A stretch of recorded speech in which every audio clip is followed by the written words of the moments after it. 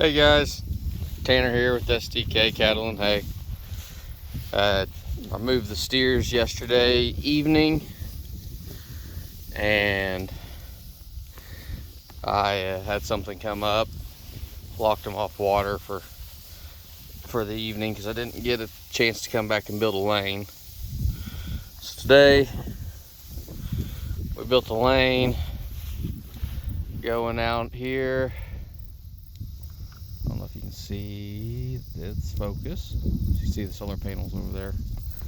There's water up there on that hill. So, got a real good time to show off the steers here. There's no bulls in here anymore. They're all in different pastures, whether they're out with cows or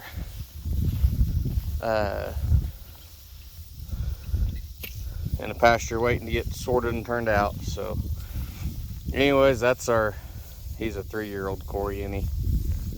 He's just here because, I guess, but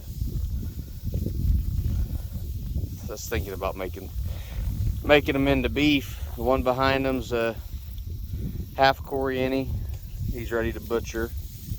It's a yearling. We're gonna come through a little quicker now. But that white one there, he's about ready to butcher. That red baldy, and there's a Hereford behind him. They're 2-year-olds ready to butcher. But I'm sure these fellas are thirsty. He's not trusting the fact that the wire's not there anymore. They're kind of funny like that.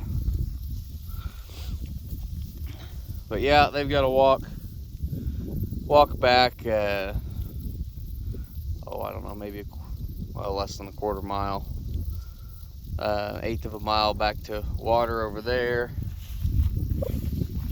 This pasture has been rested since April sometime, April 20th or something. We had this grazed down to pretty well nothing, and just due to the drought. I haven't had anything back in here, and today's August 17th, I believe. But we have Bermuda standing easily knee high. We got these lovely sandburs out here. It's amazing. But one thing I thought was funny is as soon as I turned the cattle in, they didn't go eating Bermuda. Instead, they ate these darn tumbleweeds, which is fine. But they gathered around these tumbleweed plants. I can't remember. It's a thistle of some sort, but they lined up. They've piled up along the fence line last year during the drought, and you can see where they dropped seeds as they bounced across their pastures. But they do say that these, when they're green and growing, that they're up to 30% protein. You can see this one. It's had the tops bit off of it.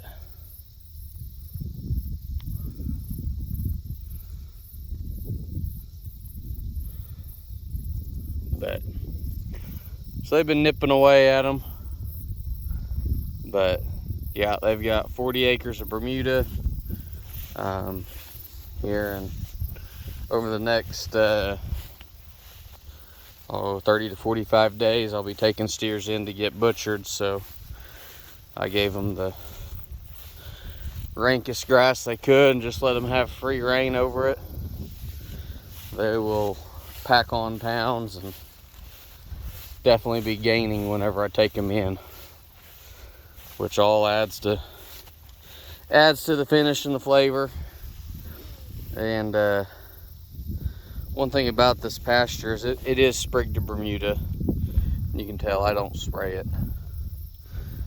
I've had friends tell me that they've spent close to $200 an acre spraying to make a land payment and everything else on top of that. $200 an acre. It costs a little bit of money. So anyways, there's love grass plant.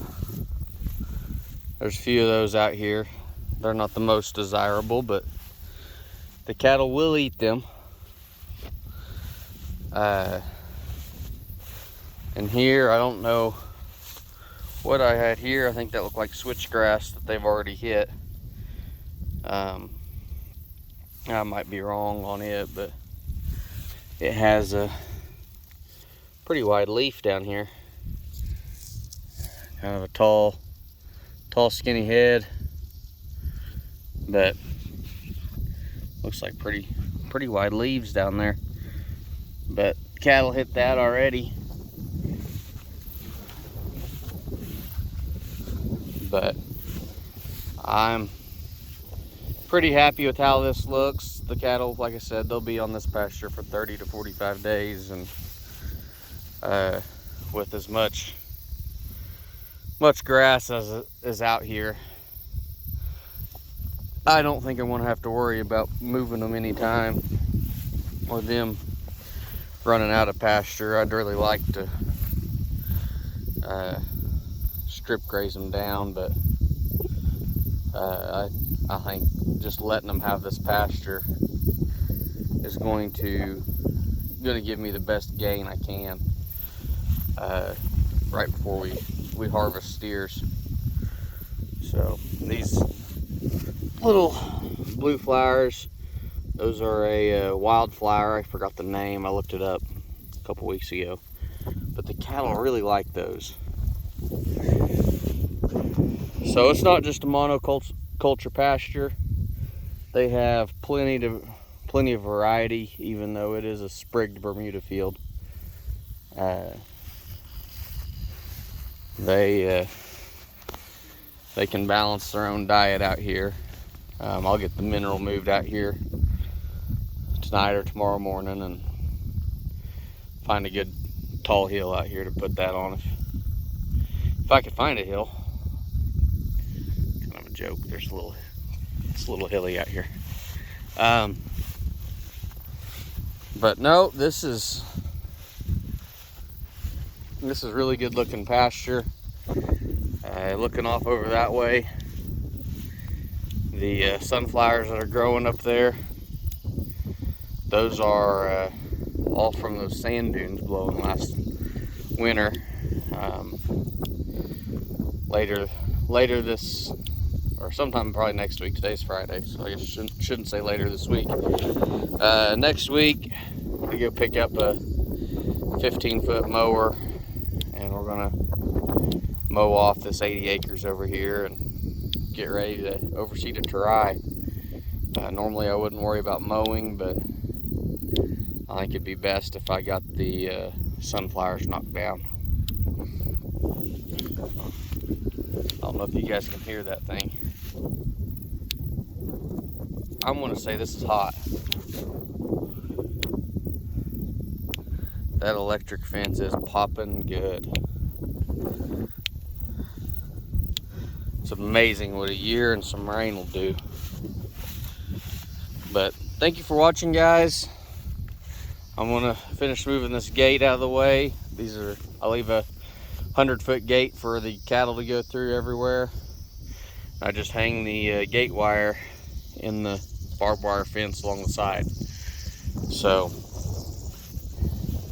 it's not like I'm not beating up one narrow strip. They've got a 100-foot wide strip all the way to water, so it's not getting just a deep cattle trail through it. They can pick their way across. I mean, they just came off of the pasture that the lane is in, and I'd say they weren't hungry over here either, but there are places where they did graze it down in certain spots. but they had a full 80 acres.